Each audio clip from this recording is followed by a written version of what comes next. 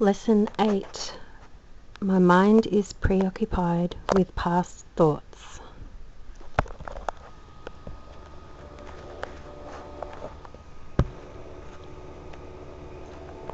So today the focus is taking a moment to allow the idea that the reason I perceive only the past, the reason that I'm addicted to the past, the reason that I have been locked in unreality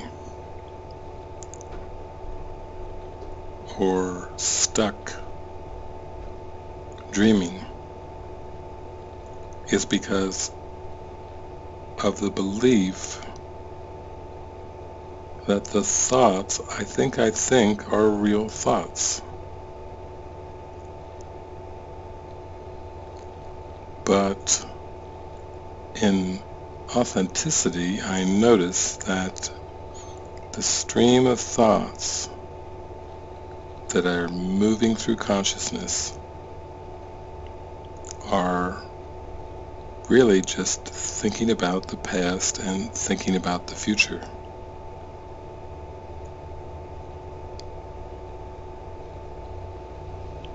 So it's past future thinking that is where the preoccupation occurs. It's past future thinking that is the addiction.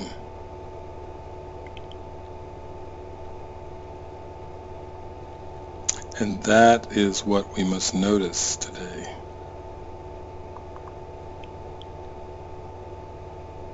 To pull our focus away from the images of the world and come to an admission that, I have a thought problem going on here.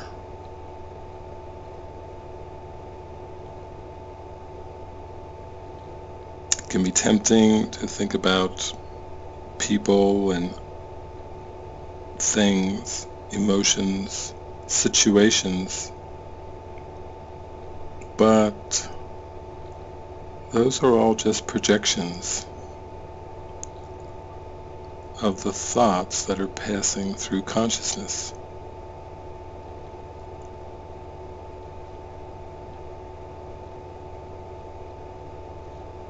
So there's no point in remaining so focused on effects when we are being told that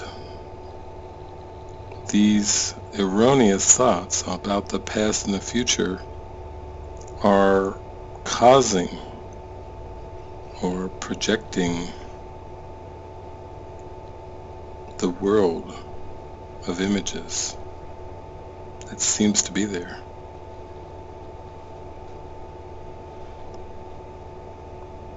We are told the one thought, the one holy true thought one can hold about the past is that it is not there. And so we could say the one holy true thought we can hold about the world is that it is not there.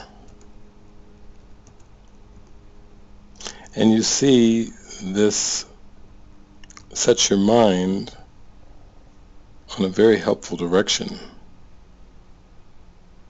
of paying attention to the thoughts that you think from a reminder, from a context of they aren't reality.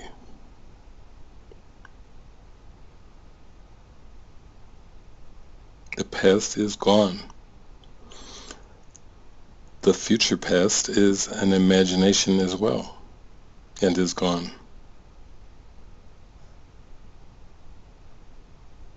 We're being convinced by the Holy Spirit that what is to come is already over. and think how that would change your outlook. Think how that would change your efforting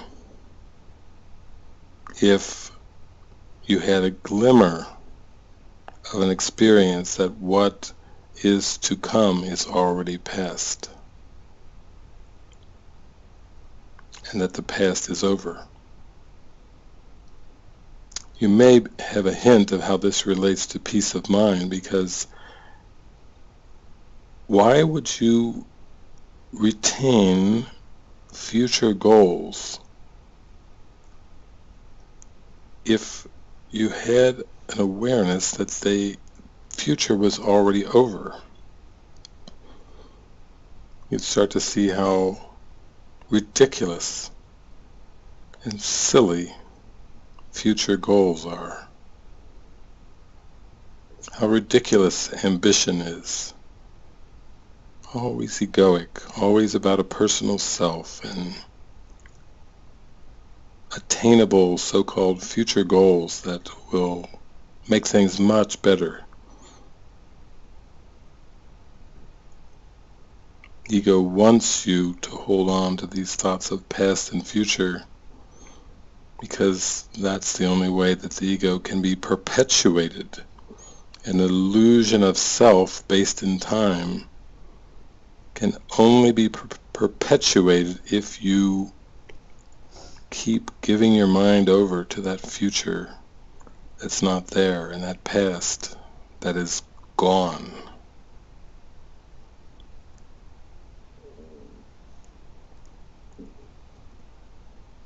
So, in our reading from the text today, we learned that the atonement is the correction. It's the only so-called defense, we'll say, that works, that can't be used destructively.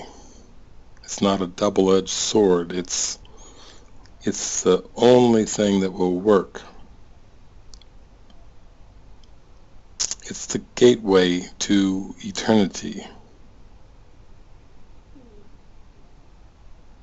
And while the sleeping mind believes in time, then the atonement, the correction to this false belief in time, is really the only thing worthy of your mind. You could wake up every day with that one word in your mind: atonement.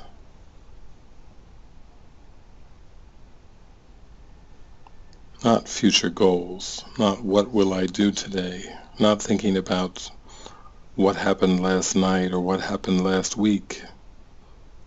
That's the same old versions of past future thinking that keep the mind from joy, from true happiness and peace. So the focus is atonement or correction. That could be a mantra, if you want a mantra. Let me accept the correction for the belief in time and space, the belief that I've separated from my source, my creator. Let me accept the correction. And today's lesson, my mind is preoccupied with past thoughts, is just a reminder again of causation. That it's the thoughts that cross consciousness, it's the thoughts that I think I'm actually thinking that are causing the world that I seem to see. And when I see the impossibility of these thoughts, I see the impossibility of causing such a world. We can't stop with thinking that we're just causing the world, but we have to admit it. We have to come to a moment of stark, clear, unprotected admission of this setup before we can laugh and let it go and come fully into our holiness,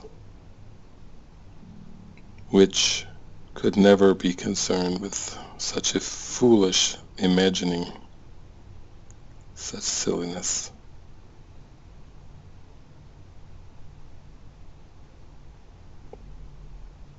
So join me in this today. Join me just in accepting the admission that will begin to free the mind. And what is that admission? My mind is preoccupied with past thoughts.